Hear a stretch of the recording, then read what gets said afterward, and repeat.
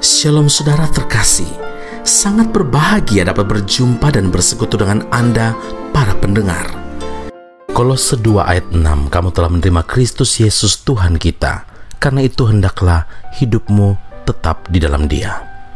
Saudaraku yang terkasih, sebagai orang Kristen, kita tidak hanya cukup percaya dan terima Yesus sebagai juru selamat saja, tapi kita harus semakin bertumbuh di dalamnya. Kita harus berupaya untuk mengenal Dia lebih dalam lagi. Masakan sudah bertahun-tahun jadi orang Kristen, tapi pengenalan kita akan Tuhan tetap saja dangkal. Apakah kita masih pada tingkat Kristen kanak-kanak yang walaupun secara fisik kita sudah dewasa atau bahkan sudah tua? Ibrani 5 ayat yang ke-12, firman Tuhan berkata, sebab sekalipun kamu ditinjau dari sudut waktu, sudah seharusnya menjadi pengajar. Kamu masih perlu lagi diajarkan asas-asas pokok dari penyataan Allah, dan kamu masih memerlukan susu, bukan makanan keras. Akibatnya, ketika ada masalah atau badai hidup, kita akan mudah sekali kecewa dan meninggalkan Tuhan. Saudaraku, Rasul Paulus menasihati kita, hendaklah hidupmu tetap di dalam Dia. Kata tetap itu berarti tidak berubah. Tetap di dalam Dia berarti tidak goyah. Tetap di dalam Dia berarti konsisten, saudaraku. Untuk dapat seperti itu, kita harus berakar di dalam Tuhan, dan kita harus dibangun di atas Dia. Pohon akan tetap kokoh apabila akarnya tertanam di dalam tanah. Semakin akar itu menembus jauh ke dalam tanah, semakin kuat tanaman tersebut.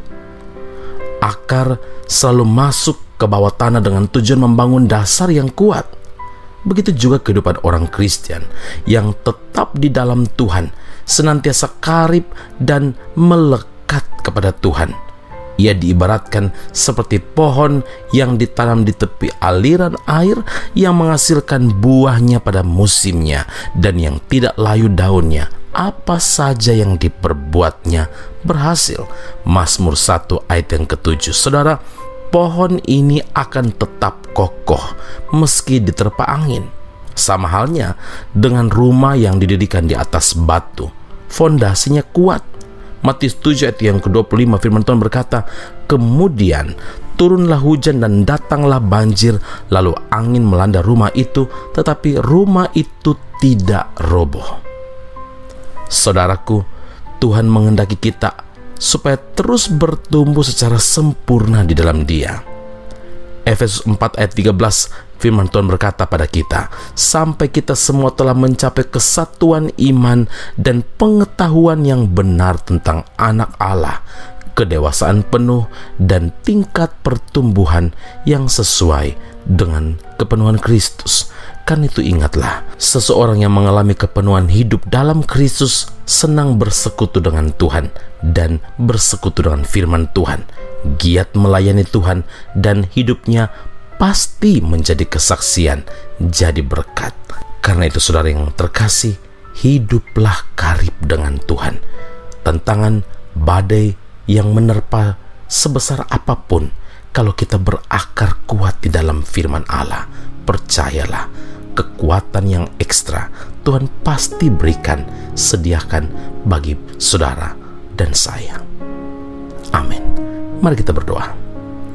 Bapa di surga, terima kasih Tuhan Yesus untuk firman Allah yang datang kepada kami saat ini. Kami sungguh-sungguh menyadari bahwa inilah yang kami perlukan, hidup penuh di dalam Kristus, yang artinya kami harus hidup tetap tidak goyah, tidak berubah, tapi konsisten. Ampuni kami Tuhan kalau ketika badai masalah datang menghadang kami mulai kecewa, kami bahkan meninggalkan Tuhan. Kami menyadari Tuhan bahwa inilah kasih setia Tuhan.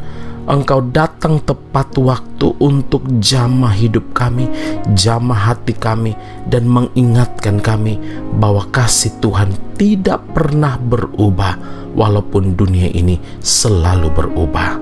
Engkau Allah, Engkau Tuhan kami, Engkau Juru Selamat, bahkan Engkau Bapa kami yang sungguh-sungguh mengenal setiap kami dengan semua kelemahan yang kami miliki.